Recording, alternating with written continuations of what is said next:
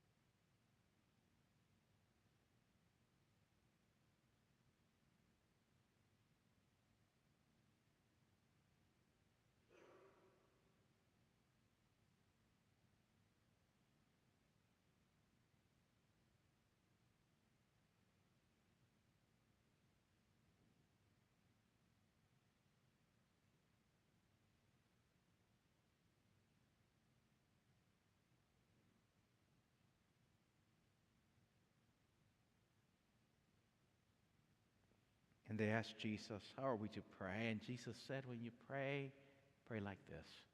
Our Father, who art in heaven, hallowed be thy name. Thy kingdom come, thy will be done, on earth as it is in heaven. Give us this day our daily bread, and forgive us our debts, as we forgive our debtors. And lead us not into temptation, but deliver us from evil. For thine is the kingdom, and the power, and the glory forever. Amen.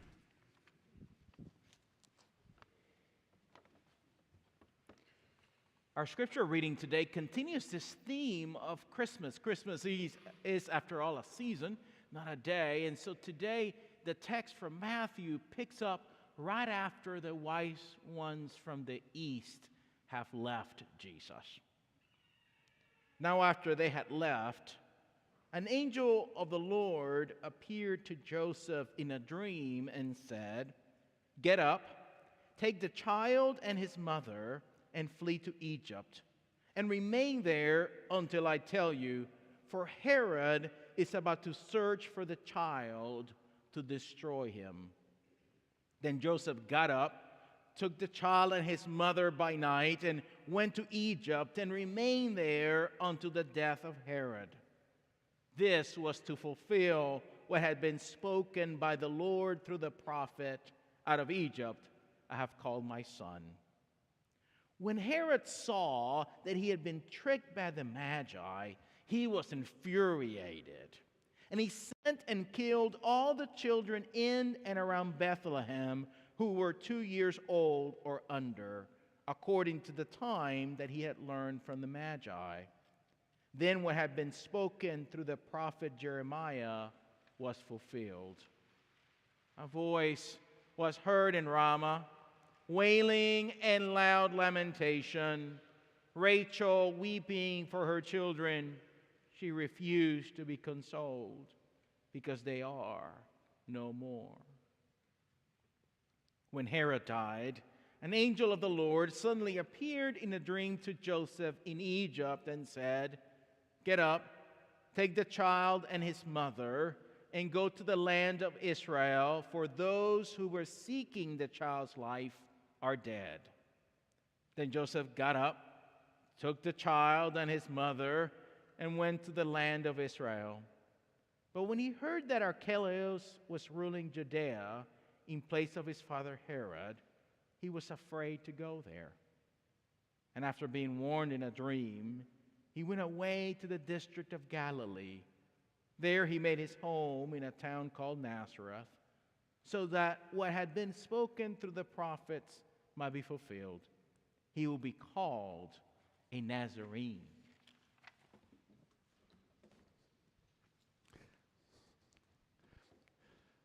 You are officially Gold Star Christians. Really, not a lot of people go to church on New Year's Day, but you did. That's a gold star. Raise your hand if fireworks woke you up last night. Yeah, but you still came. You still came.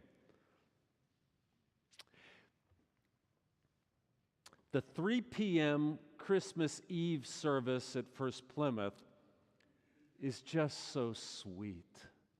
That's our Christmas pageant, where the children in the parish dress up as shepherds and angels. And every year, the newest baby in our church plays Jesus, and we have wise men, and this whole beautiful tableau takes shape with Mary and Joseph gazing at the divine child, and angels dancing, and shepherds gathering. It's so sweet.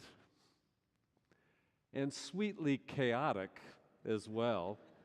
You know, I mean, the shepherds can go rogue, right? They'll start running down the hallways, and we need a shepherd for the shepherds, actually. And the angels, I mean, they can go sideways and get a little upset and be less than angelic. You got to calm them down a little bit. And the baby Jesus, it's a newborn. So if you're watching closely during the pageant, the baby throws up 2 or 3 times. It's a newborn. But I love it.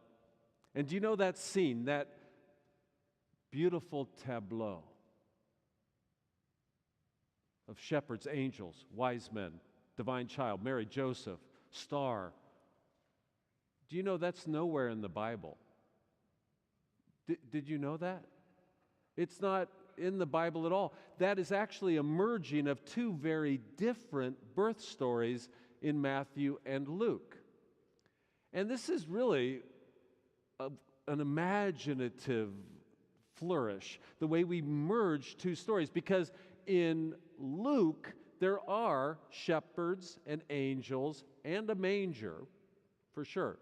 But in Matthew, there's none of that. In Matthew, it's wise men that come to a house to visit the baby. And the baby could be like 2 or 3 years old. It's a very different scene.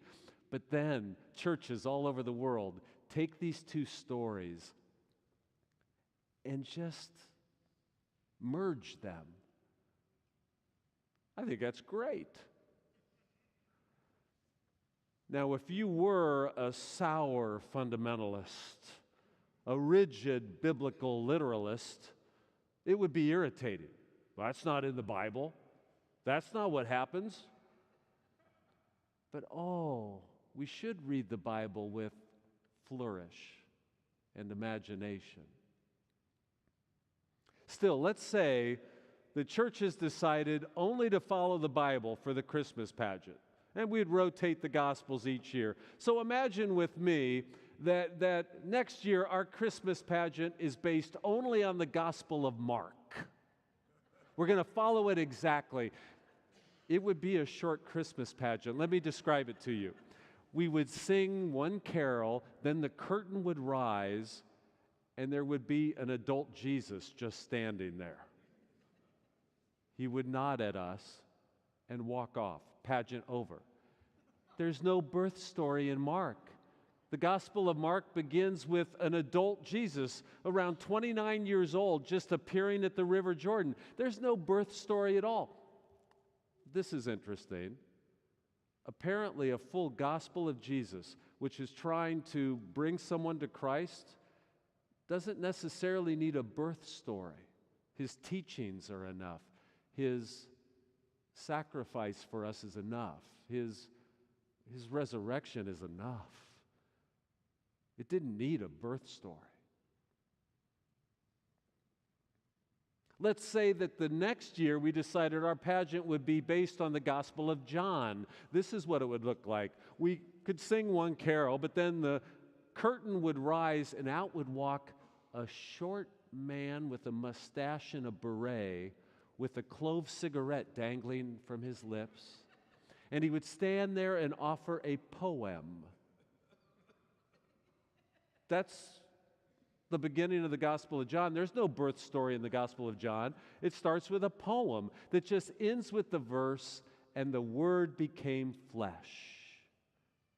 No actual birth scene, just the Word became flesh, and then an adult Jesus appears.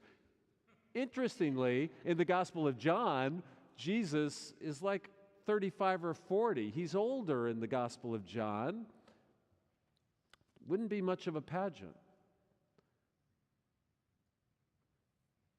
Let's say the next year we decided just to use the Gospel of Matthew. Oh, this would be an intense Christmas pageant. The curtain would rise, and first you just would hear bum, bum, bum, bum, bum, bum, bum, bum, bum, bum, bum, bum, bum, because this is like an action film. This is like a Mission Impossible. The curtain would rise, and Joseph, he's got skills. He's intrepid. He'd be doing push-ups and pull-ups, and he'd be working on his martial art moves. And it's this Joseph, this like Jason Bourne figure, knows that there's an evil mastermind out to kill his family. So they have to go on the run. And just like a Tom Cruise movie, it goes international. They flee down to Africa, Egypt in particular, to escape this evil mastermind who starts to kill all the children around Bethlehem. It's this wild, this R-rated violence. And then after a while, Joseph thinks the family might be safe, and he shuttles them back into the Holy Land, keeping them on the move until this evil king dies. the lights would come up in the sanctuary, and all the parents would have their hands over the kids' eyes and over their ears. It's intense. Now, I think it's wonderful that we just kind of merge the gospel stories together, create a calm and beautiful scene. But because we never hear Matthew's story, we miss something. The Gospel of Matthew does something extraordinary with the story of Jesus. Essentially, the Gospel of Matthew is trying to present him to you as the new Moses. It follows exactly the template of the story of Moses, and it's a beautiful way to introduce Jesus as our liberator, that Jesus has come to set us free. And so if you read the whole opening of Matthew, he's following Moses' footsteps perfectly. Remember, Moses killed that Egyptian and then had to flee to Midian. So he's on the run. So the gospel starts with Jesus on the run. And it starts with an evil king, just like Pharaoh.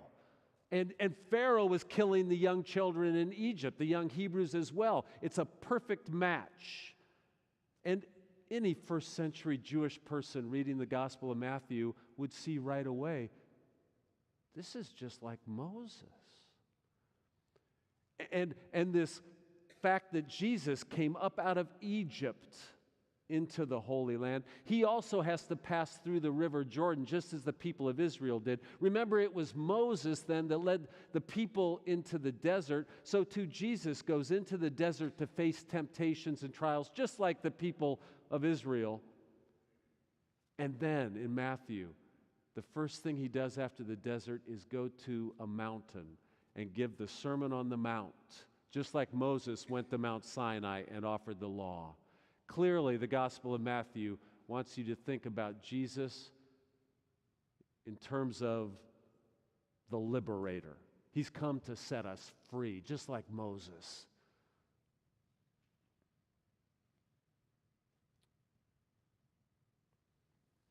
Okay.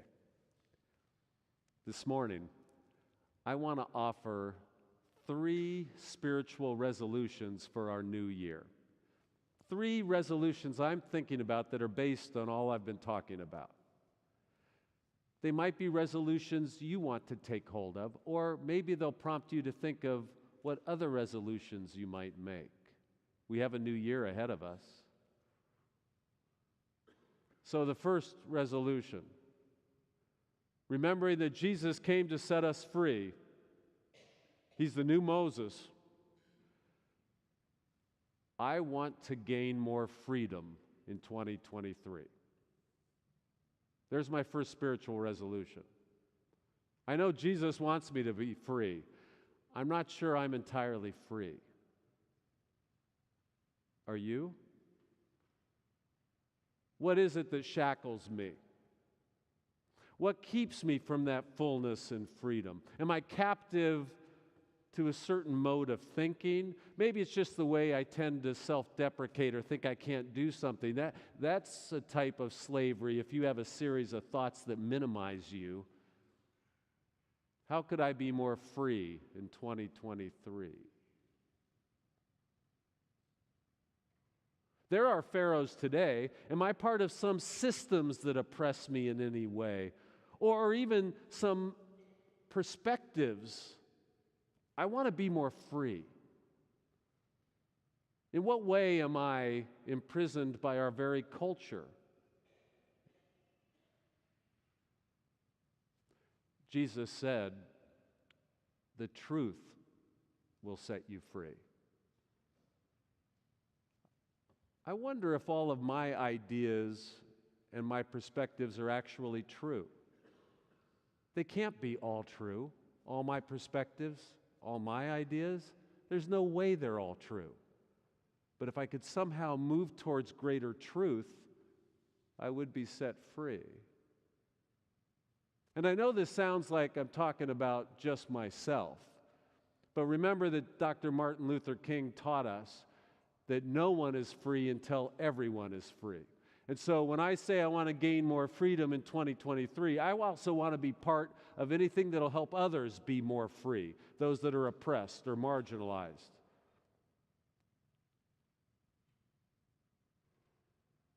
In what ways could you be more free? My second spiritual resolution for 2023 is that I want to be less childish and more childlike. Oh, the nativity with all the children. I want to remember what it's like to be like a child.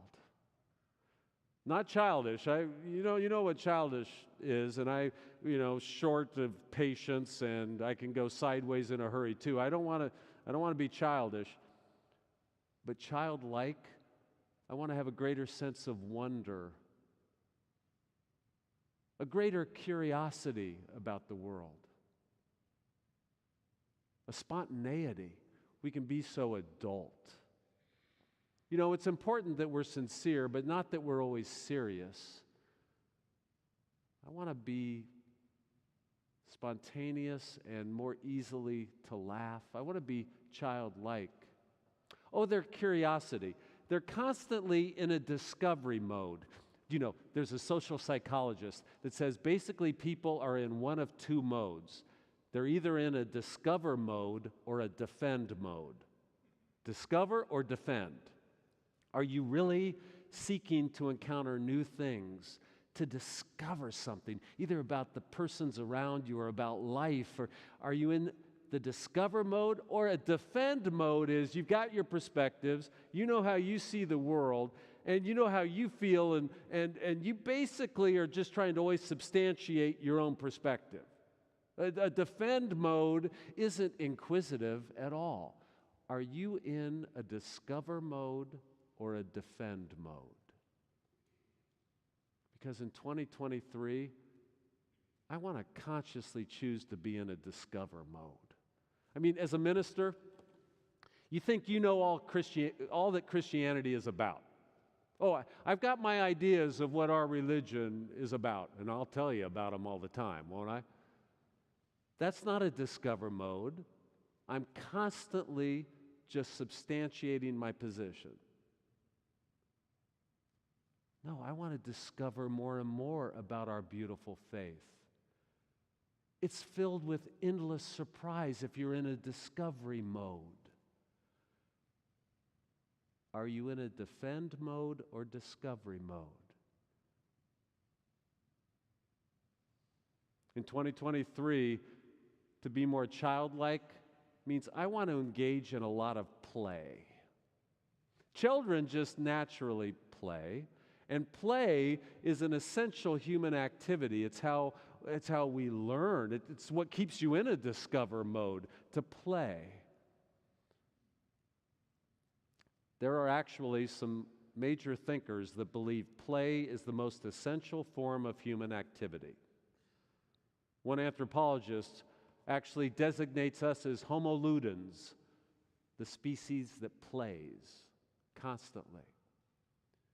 And in fact, even our jobs are a form of intricate play. Play is when there is a certain arena that you enter. It has rules, it has a setting and a type of activity. So a job is actually a form of play. Intricate, to be sure, and we can get very serious about it. But it's where we're learning and expressing ourselves, and there is a game quality to it. This might surprise you.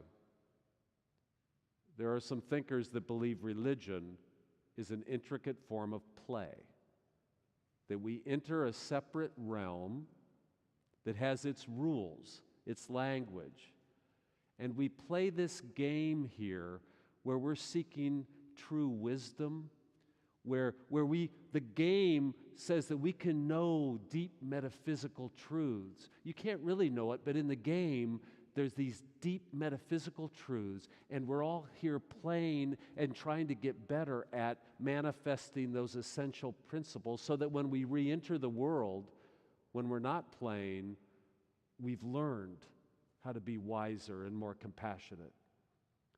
I know that sounds irreverent to call this play, but some thinkers believe that's exactly what's happening right now.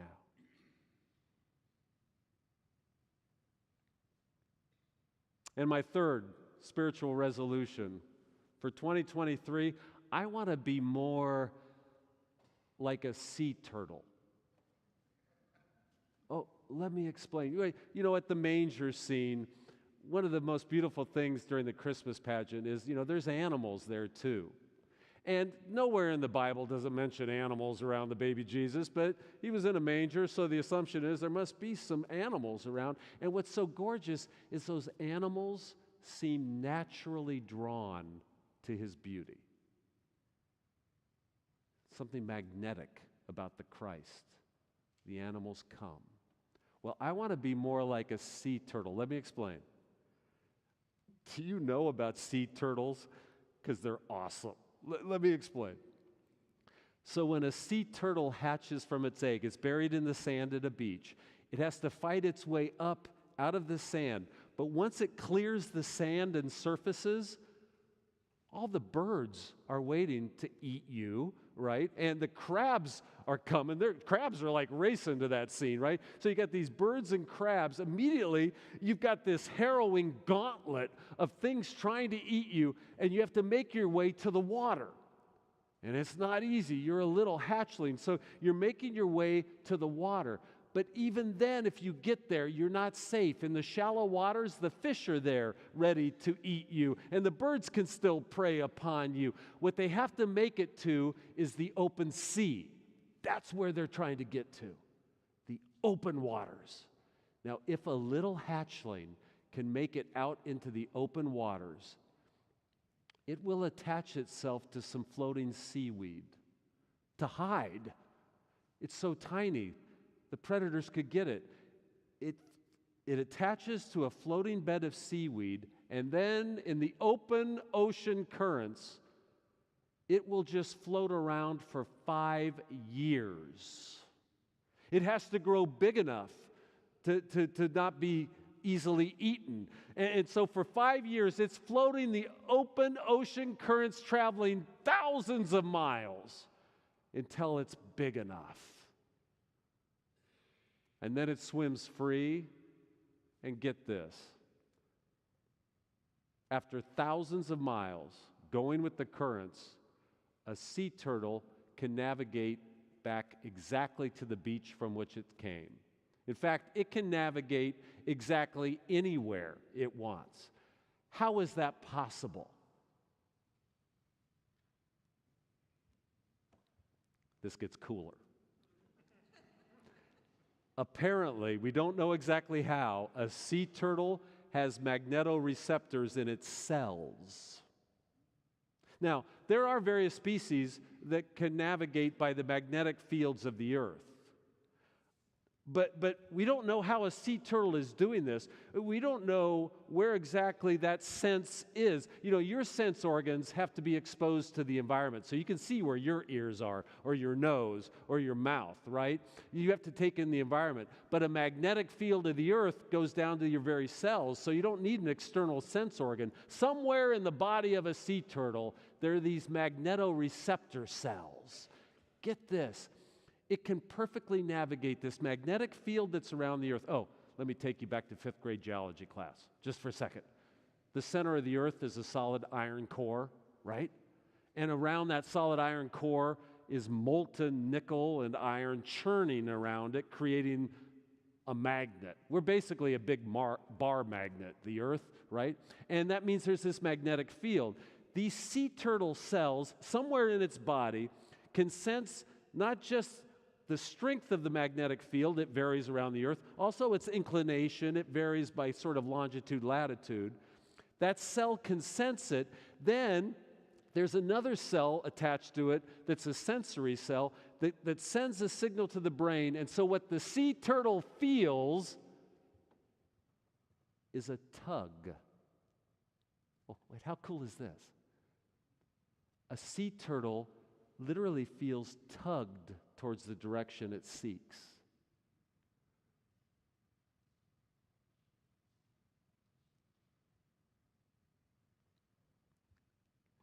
Now, in 2023, I don't want to be more attuned necessarily to the magnetic field around the earth, but I do believe we live within a spiritual field as well, a spiritual realm filled with the most important values in life.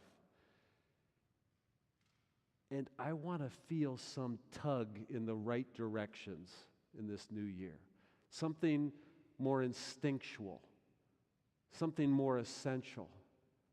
I get in my head, I think about what are the good ideas, what are my plans, but I want to feel that natural tug towards the good things, the things that matter most.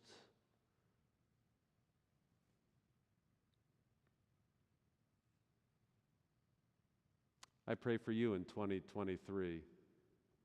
You feel drawn to the things that matter most.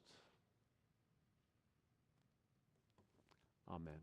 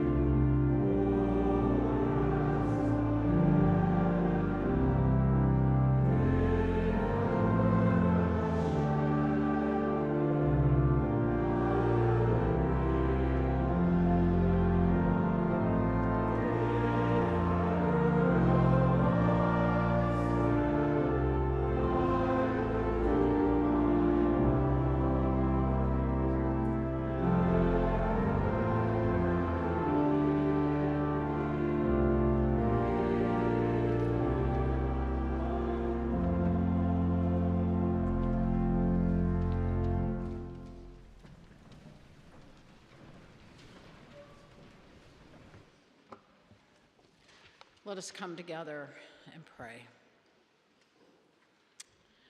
Gracious and loving God, oh, how we need you in our life, even when we fail to call upon you. You are our source of hope and balance in a world that tugs and pulls our emotions and fears down dark paths of thoughts.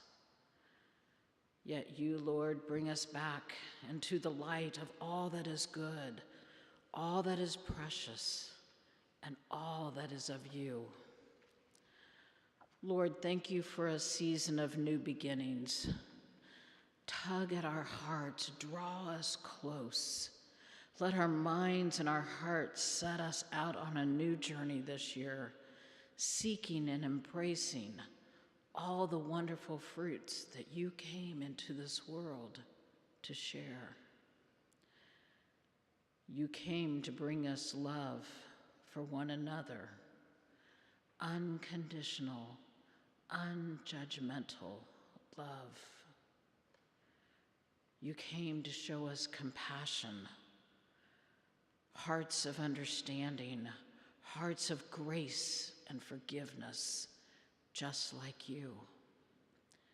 Encouragement, building up one another, focused on supporting and encouraging and reaching out to help those who are down, those who are cast out, those who may be weak or struggling.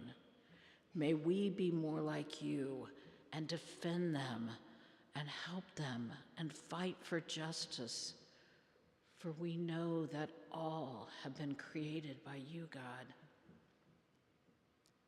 Every day, we have a choice to make it a light or a dark day for ourselves and for those we encounter.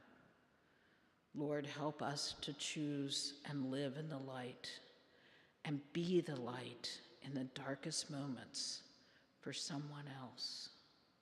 Help us to live in your light that shines bright each and every day of this new year. Amen.